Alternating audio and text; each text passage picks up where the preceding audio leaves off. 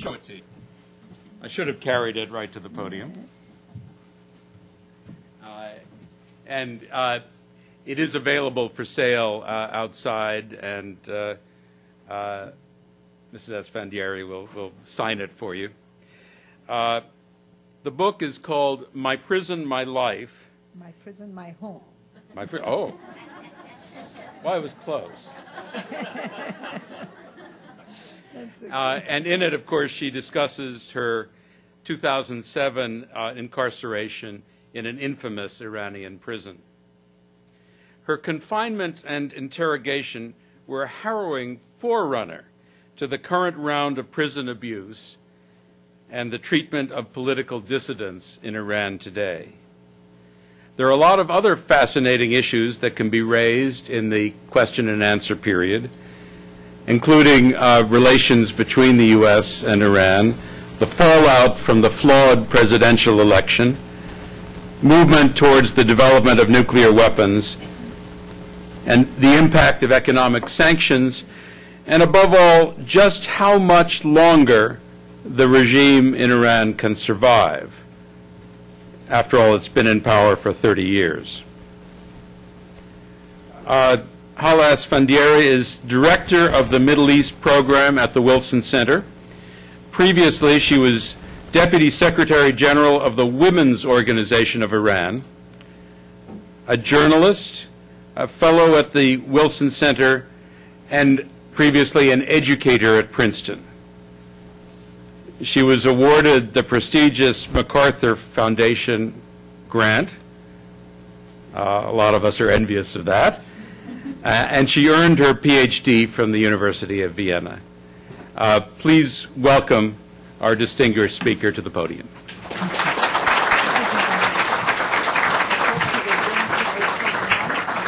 I'll do that later. Okay. Thank you very much. Thank you, Tom, for your gracious words. I'm glad that my book is called My Prison, My Home, and not My Prison, My Life. That would have meant I would have spent all my I would have spent all my life in prison, and that's not something I would have welcomed. I thought tonight I will discuss with you the significance of the continuing political turmoil that has followed Iran's recent and controversial presidential elections, and also the prospects for a fruitful engagement between the United States and Iran in light of these developments. What are the possibilities? Thank you. What are the possibilities for engagement between the two countries, and what are the obstacles? But before I get to that, I will give you a brief summary of my book. My Prison, My Home is an account of my lengthy interrogation, arrest, and incarceration in Iran at the hands of Iran's intelligence ministry. It is also something more. I give an account in the book of an Iranian childhood, of growing up in the gentler, simpler Iran of the 1940s and 50s. I touch on my working career. I was part of a new generation of professional women pursuing careers and pressing for more equal rights and our place in the society. And I write about the revolution and the current clash between the reform and reaction inside Iran's ruling class, the expanding authority of Iran's security services, and the current rift in the leadership.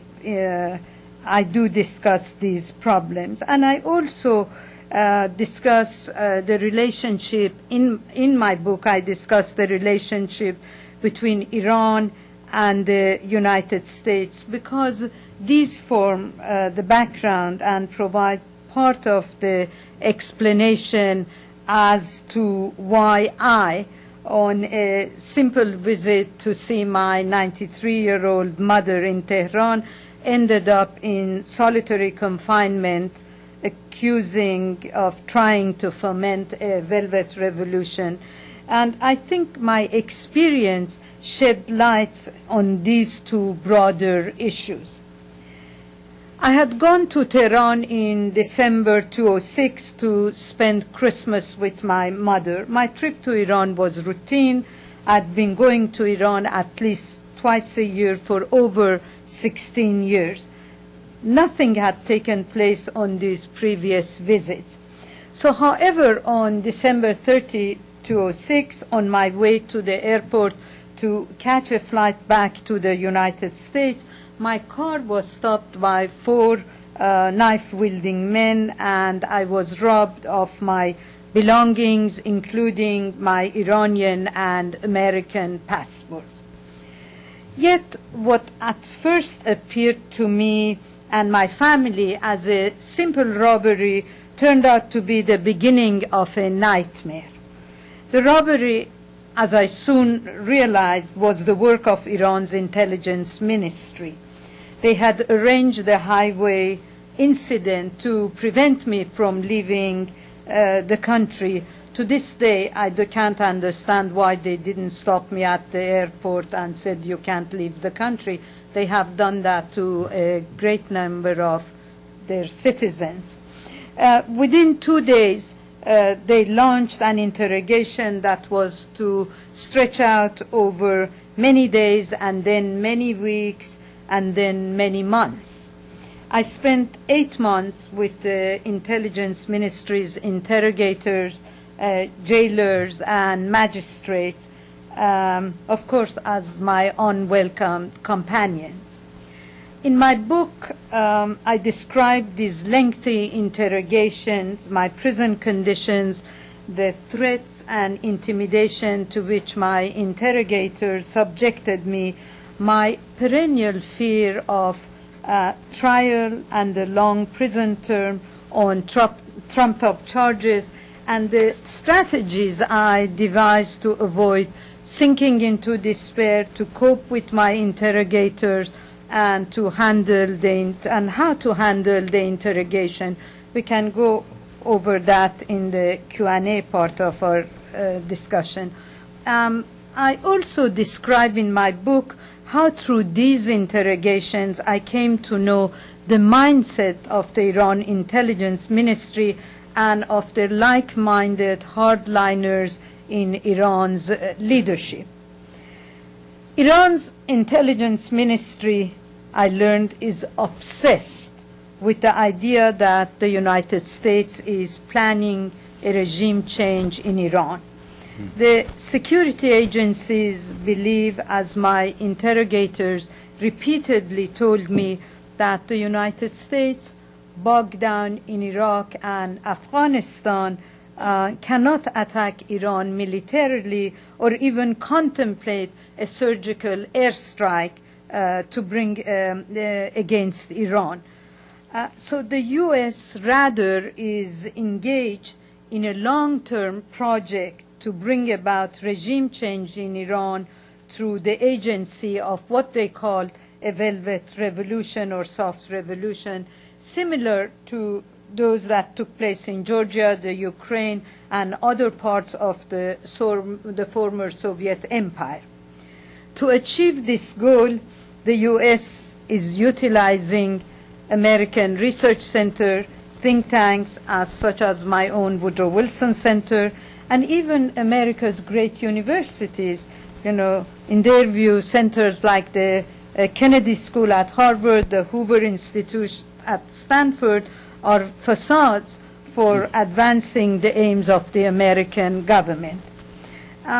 They argued that American think tanks and universities invite Iranian scholars and activists to take part in conferences and panels and to give talks, and that these institutions give fellowship and grants to the best and the brightest among the Iranian intellectuals in order to bring them together with policymakers, the CIA, Defense, and State Department officials, thus being introduced to the ideas regarding democratic transition, peaceful regime change, and the like. And knowing my Iranian colleagues over the years, they didn't need to come and get a lesson of democratic reform in the United States. They are quite savvy and know how to go about it, and we have seen the examples in recent and earlier development. And the intelligence ministry people are convinced that the United States is trying to empower civil society association, NGOs, political parties, and student and workers and women's association to spread these ideas. And before you know, they spark a movement. Ideas of regime change or regime transformation become common currency. Demonstrators march in the street and regime totter and are overthrown, and they immediately talk about the Ukraine, Georgia, and Czechoslovakia.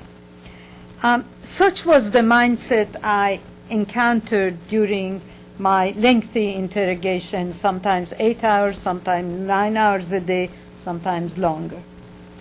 And you should remember that my arrest took place under the previous administration, the Bush administration, whose actions and policies only fed the paranoia of Iranian officials. Loose talk by Americans close to the administration about the desirability of bringing about regime change in Iran, and the allocation by Congress of $75 million to advance democracy in Iran, money which was supposed to go to democracy activists, NGOs, and the like, only fueled Iranian suspicions. My interrogators imagined me, a 67-year-old grandmother, barely 5 feet tall, weighing 105 pounds, to be the mastermind, to foment a velvet revolution, to overthrow the regime. And they believed that I was chosen to run the Middle East program at the Wilson Center precisely to push these plans, and because the Wilson Center and the planners in this town hoped that the Iranian officials would not suspect a 67-year-old grandmother. This was constantly their argument. I failed really to disabuse my interrogators of their fantasy, nor did I succeed in clearing their misunderstanding of how think tanks operate in the United States. Once in desperation, during yet another long interrogation session, I told my interrogators that they must think Iran to be a banana republic. We had a bit of problem of the word banana republic. They couldn't understand what it meant. So I regretted ever having told them this, because then I had to lecture them of what a banana republic is. Anyway, I tried to convince them that inviting a group of intellectuals, Iranian intellectuals, to the United States, sitting with them around the table does not lead to an overthrow of the regime. In fact, that the Velvet Revolution scenario that was presented to me is exactly the scenario laid out by the prosecutor in the mass trial now taking place in Iran of people arrested after the protests that erupted following the June presidential election. Thousands, as you know, were arrested in these post-election disturbances. In early August, over 100 of the arrestees were put on trial. The charge, plotting to bring about regime change through the agency of a velvet revolution. Only this time, the accusation was being made not against outsiders like me. In the dock, in the courtroom, were some of the leading figures of the Islamic Republic, people who had served the revolution for the last 30 years. Among them is a former vice president, former deputy ministers, former members of parliament, and key political strategists and thinkers of the reform movement, all with impeccable revolutionary credentials. In the prosecutor's indictment, Mr. Mousavi and Karoubi, the two other contenders in the presidential election, as well as former reformist president Khatami, were implicated in the alleged Velvet Revolution. Mind you, none of these people were talking about revolution.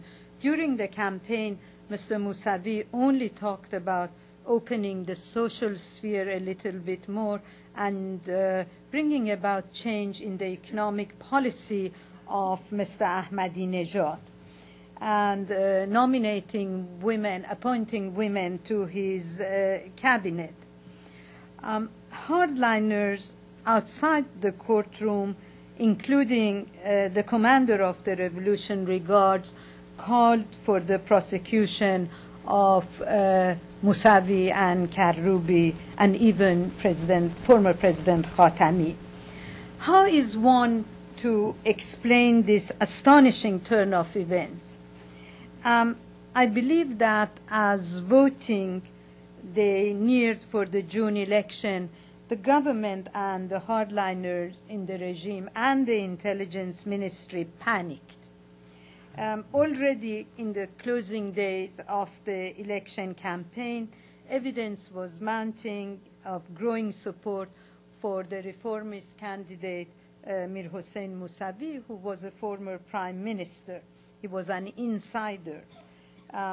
He was a member of the revolutionary elite. And he had been a fairly successful prime minister during the Iran-Iraq war. People respected him, the people who were on the front, because through those 8 years, he made sure that there was no shortage of weapons and no shortage of logistics, food, clothing, etc. at the front. But he had retired from political activities for 20 years and was working as an architect. So there was this man who I believe was a terribly dull candidate and a dull speaker, galvanizing and mobilizing hundreds of thousands, maybe millions of people across the country only because he talked about change. And the word change resonated in Iran as it did here during the elections, but we had two different outcomes.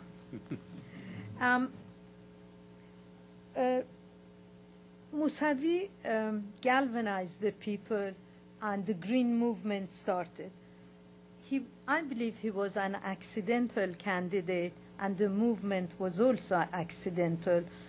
One day when he was campaigning in the provinces, in one of the provinces, a young man went up to him and put a green shawl around his neck. And he said, I decided, I'm an architect and artist. Aesthetically, it looked so lovely, so beautiful on me. So I decided, why not turn it into the color of the movement? So the moment the movement was called the Green Movement, it rang all sorts of bells among the hardliners and the intelligence ministry people. On election eve, when they thought that, when the intelligence ministry people saw that Mousavi might actually win, or at least force the election to the second round, they decided that they need to manipulate the vote and to claim for Ahmadinejad a victory big enough that no one could contest it. So therefore, President Ahmadinejad was announced the winner with 63% majority. When the election results were announced, people were outraged. And outraged Iranians poured out into the streets, not asking for an overthrow of the regime, just asking, where is my vote? All they wanted at that stage was a recount of the vote. And where is my vote became a slogan of the protesters. And as many as 1 million Iranians took part in a peaceful protest march days after the elections. As I mentioned earlier, Iranian hardliners and the intelligence ministry people always feared public demonstrations, lest they spin out of control. The government, for example, had not allowed women's group to march on the occasion of International Women's Day, workers or teachers to protest low wages, or students to demonstrate in favor of a democratic reform. Now, the worst fears of the intelligence ministry regarding a velvet revolution seem to be unfolding before their eyes on the streets of Tehran. Moreover, young men and women were using the internet, Twitter, and cell phones to transmit to other Iranians and the world news and pictures of the protests and later of the government crackdown. When the crackdown came, it was vicious. The like of it we had not seen in Iran, not even in the early days of the revolution. The government sent police, the paramilitary, Basiji, security forces, and plainclothes thugs to attack the protesters. Tehran University dormitory was trashed. Thousands were arrested, many were beaten and knifed, and at least 30, and the opposition says at least 69, and perhaps a dozen more were killed, some by undercover plainclothes agents.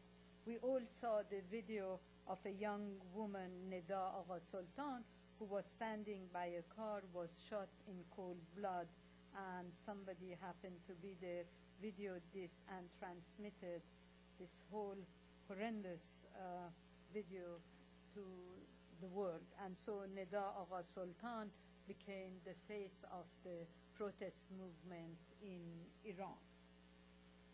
Since the crackdown, a more sinister development has begun to play itself out in Tehran. President Ahmadinejad allies in the military and security agencies have emerged as the dominant centers of power in the wake of the crackdown.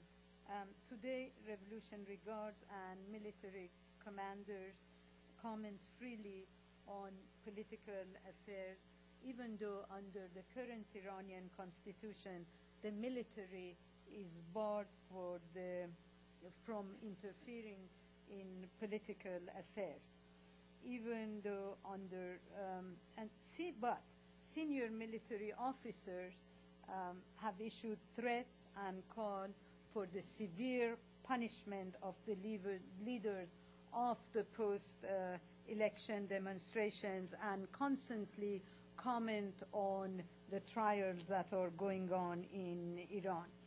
And in a chilling echo of what I had during my interrogation, the prosecutor in the mass trial managed to implicate not only ordinary demonstrators and leaders of the political oppositions, journalists, photographers, but the BBC, exiled guerrilla organization, the United States, even a French language instructor conspiring to bring about regime change in Iran. Clearly, I believe the hardliners see in the current mass trial and the outlandish accusation being made against the supporters of Mr. Mousavi and Karoubi and former President Khatami a chance to rid themselves once and for all of the moderate and reformers in their midst. The show trials have featured televised confession, and defendants have little or no access to family, lawyers, legal advice, or the outside world. I never had access to my lawyer in the 105 days I was kept in prison, nor was my lawyer allowed to see my file. I had one visit with my mother, and that was towards the end of my stay. So these are their methods of intimidating and bringing pressure on their inmates. But Iranian political leaders and clerics have characterized the trials as Stalinist. Former President Khatami has described the government method as fascist and totalitarian. The opposition has made serious charges regarding prisoner abuse, including rape, torture, and killing. There is more. In this mass indictment on trial in the trials in Tehran, the prosecutor also blamed the post-election unrest on ideas instilled in students in university classroom courses on political theory and political philosophy. And what we are academics are concerned and worried is that there is going to be a second cultural revolution in Iran. The first cultural revolution happened immediately after the revolution, where universities were closed, professors were purged, and their own people were hired to run or to instruct. But then gradually the universities opened up, and it became quite a center of very interesting discussion. Just to give you an example how up-to-date they are, my interrogators who claim that both of them are university professors, and I never found out which universities they were teaching, were fascinated with the theories of revolution by Clinton, and also discussing the ideas of Fukuyama and Foucault. And I decided that rather than get into these long arguments with them about the end of history or what Foucault wrote, I said, I've never read these people, I'm not a social scientist, I'm not familiar with what they say. But they knew. So this is something that their own people are aware of. So I don't know why this sudden fear of trying to purge the university. I even read just a story just before I came that they are now talking about arts that would project the heroism of the Iranian soldiers during the war, something that will probably remind those of you who were familiar with the early Soviet arts, you know, which were always projecting the activities of the workers and the soldiers. during the revolution. So I think we are going to witness a purge at the universities and also maybe another cultural revolution. All these developments, these internal developments, have complicated but have not deflected President Obama from his determination to engage Iran. As the President and the Secretary of State Clinton have said, Iran's nuclear clock is ticking, and the only way to stop it is through engagement. Last week, as some of you may know, after a long delay, Iran responded to an invitation from the so-called 5+1, that is the 5 members of the Security Council plus Germany, to talk over its nuclear program. Iran put on the table its own package of proposals for these talks. Iran's proposals make no mention of Iran's nuclear program.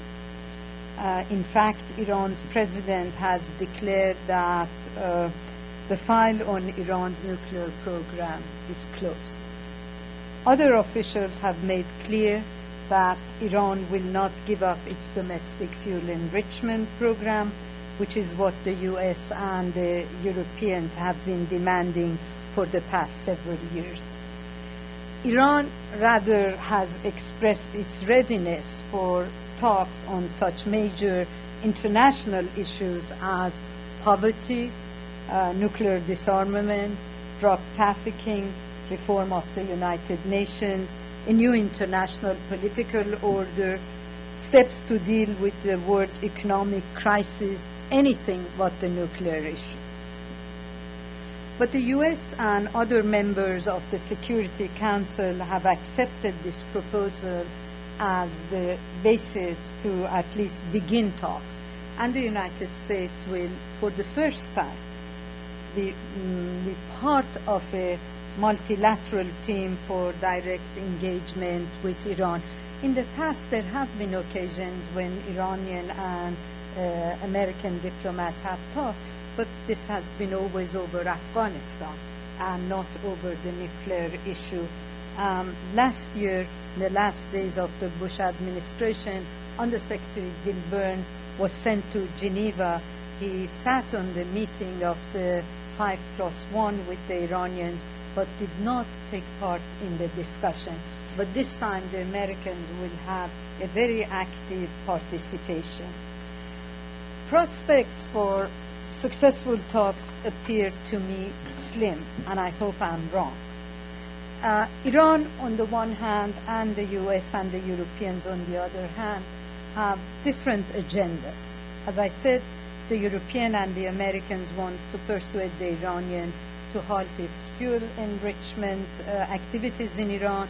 As we have seen, talks about a wide range of international issues. Iran wants to talk about a wide range of international issues, but not its nuclear program. Iran's leader, Ayatollah Khamenei, has always been skeptical about the benefits to Iran of engagement, let alone an understanding with the United States. He may prove even more intransigent now when any compromise at this moment of internal turmoil may appear a sign of weakness. As I mentioned in my book, the men who are now in the ascendant in Iran, the leaders of the military, the Revolutionary Guard, and the security services are hardliners. They oppose compromise on Iran's nuclear activities and engagement with the US. They seem to be setting the agenda. The US, Germany, and France have promised tougher sanctions if Iran remains inflexible on its enrichment activities, but Iran has survived sanctions in the past, and it has a protector, actually two protectors, the Russian and the Chinese, who have made it clear that they are not going to support any kind of sanctions this time. But it is also true that President Obama, who is credible and popular in much of the world, seems to have convinced the Iranian people he's seeking a new relationship with their government. Whether he has also convinced Iran's leader or whether they even want a new relationship with the United States remains very much an open question. Thank you.